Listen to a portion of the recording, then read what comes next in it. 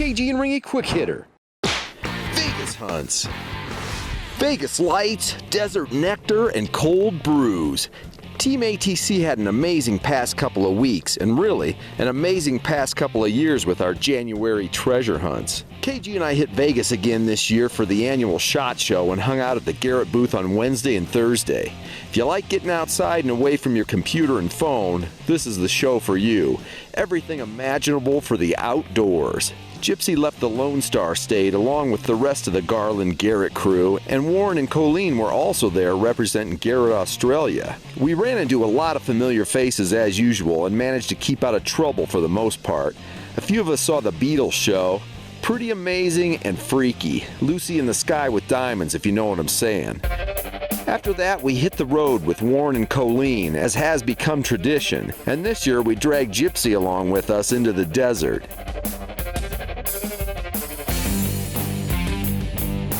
Made a few stops here and there to see some tourist sites, including Montezuma's Castle and Montezuma's Well. Some pretty awesome ancient engineering feats.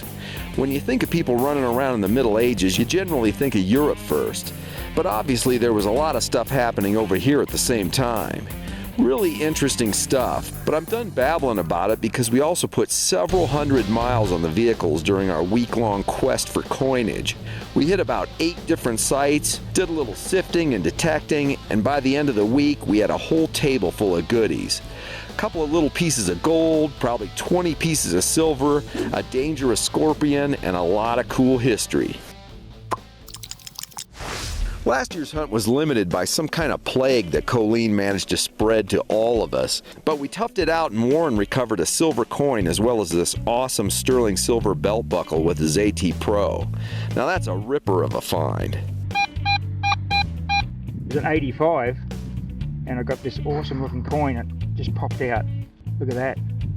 A little bit of tarnish on there, but that's an awesome coin. I just dug my first US silver coin here in Arizona. The excitement's building. Let's get it up close to a bush clean. Oh, what do you got? There's a hot find straight out of the soup.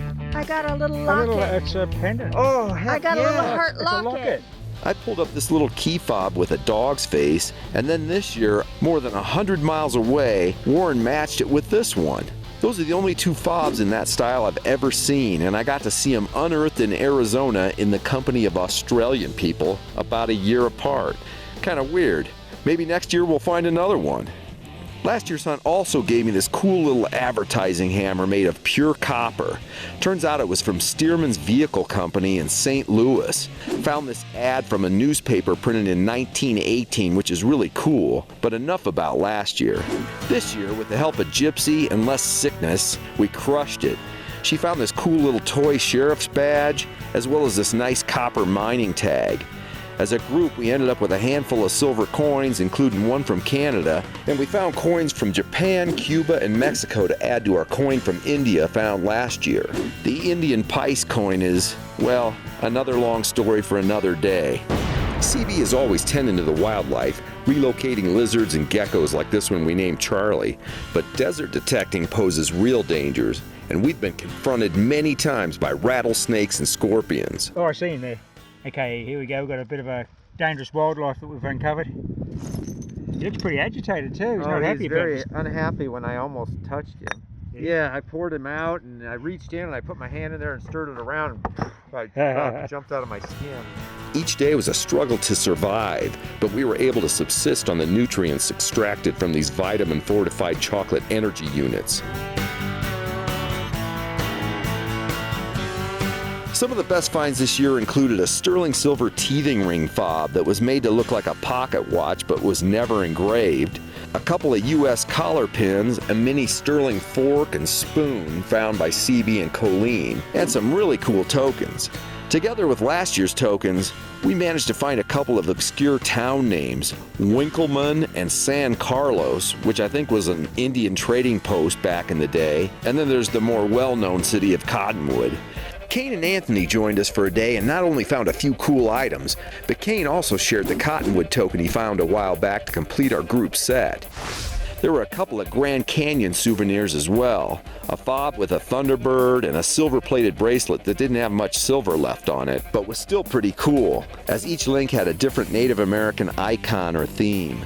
We hunted this year in winter coats one day and in t-shirts the next. The weather was wild. Sounds like something good. Sounds like something good. It's a solid 81, repeatable, and it's compact. Just for a scrape that back there. Oh, coin just flipped out when I touched it. It's in the soft soil and amongst all these cans. It's probably an Australian coin. Yeah, it'll be a kangaroo. A koala. Oh, it's a Wheatie for sure. Is it? It's pretty good, Nick, too. It's not too tarnished or anything. No, it's nice and... Nice. On one of the cooler days, Warren hit a 1906 Mexican coin with his AT Max that was the oldest coin of the trip. Not super old, but we had a blast digging up a lot of history the entire week.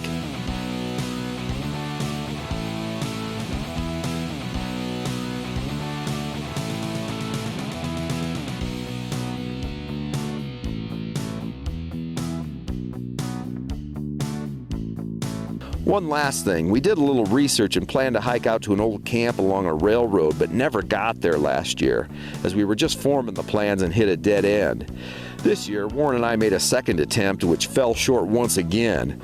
This time the weather and the flooding made the roads impassable. Next year we'll make attempt number 3, and we'll report back at that time. I'm sure you'll all be on the edge of your seats until then.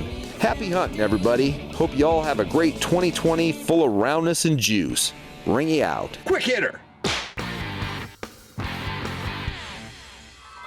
Hey, you want to see more detecting videos like this? Subscribe now. It's the Anaconda Treasure Channel right here on YouTube.